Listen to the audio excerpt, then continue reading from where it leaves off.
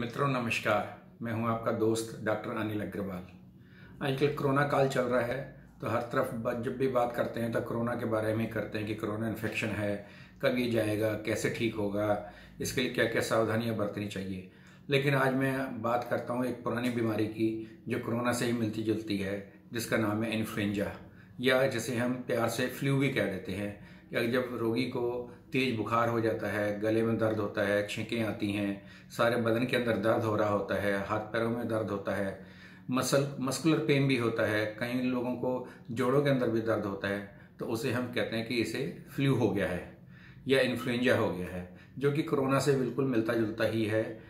लेकिन इसके अंदर वायरस डिफरेंट होता है, कोरोना वायरस डिफरेंट है, लेकिन उसके अंदर भी इसी तरह के सिम्टम्स होते हैं। कोरोना के अंदर साथ में कई बारी रोगी के मुंह के अंदर का टेस्ट कम हो जाता है, और कॉम्प्लिकेशन के अंदर क्योंकि इसके अंदर डिस्निया ज़्यादा होता है तो कई बारी रोगी की मृत्यु तक भी हो जाती है। हालांकि सिंपल जिसको हम इन्फ्लुएंजा कहते हैं उसके अंदर भी जो बुजुर्ग लोग होते हैं या अंडर नरिश्ड लोग होते हैं उनके अंदर भी कई बारी कॉम्प्लिकेशन होती है, ब्रोंकोनिमोनिया हो जाता है और रोगी की जान भी जा सकती है। लेकिन अधिकतर इन्फ्लुएंजा नाम की बीमारी जो है वो आसानी से ठीक हो जाती है, क्योंकि इसका बुखार 4 से 6 दिन तक रहता है और ये 101 से लेकर 103 तक जाता है। किसी किसी रोगी को ये 105 तक भी चला जाता है, और क्योंकि ये भी एक वायरस की वजह से ही होता है और तो इसलिए इसको वायरल फीवर भी कह सकते हैं, फ्लू भी कह सकते हैं और इन्फ्लुएंजा भी बोलते हैं। और इसके अंदर जिस वायरस की वजह से ये होता है उसकी वजह से फिर दोबारा कभी इन्फ्लुएंजा नहीं होता है, क्योंकि इन्फ्लुएंजा के अंदर भी कई वायरस होते हैं जिनकी वजह से इन्फ्लुएंजा होता है।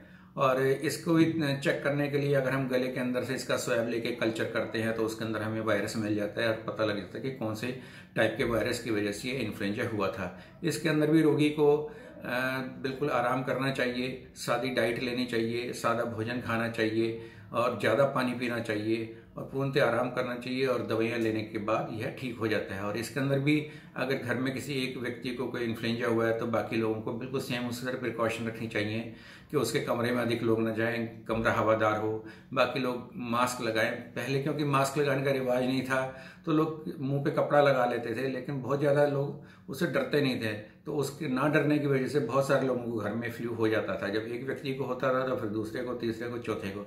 लेकिन क्योंकि सभी 4-5 दिन के अंदर ठीक हो जाते थे तो लोग डरते नहीं थे। लेकिन अब कोरोना की वजह से लोगों को पता लग गया कि इससे डरना चाहिए। तो अगर कोरोना भी ना भी हो और अगर फ्लू ही हुआ है तो तब भी लोग उतना ही डरते हैं। लेकिन मैं कहता हूँ ये डरना अच्छी बात है और सभी लोगों को घर के अंदर मास्क लगा के ही रखना चाहिए अगर घर में एक भी व्यक्ति बीमार है, जिससे कि वो दूसरे व्यक्ति को ना फैले, क्योंकि इसके अंदर भी ये एयर बॉर्न डिसीज है और इसके अंदर जो मुंह से निकलने वाले ड्रॉपलेट्स होते हैं उसकी वजह से ही दूसरे को भी फ्लू होता है।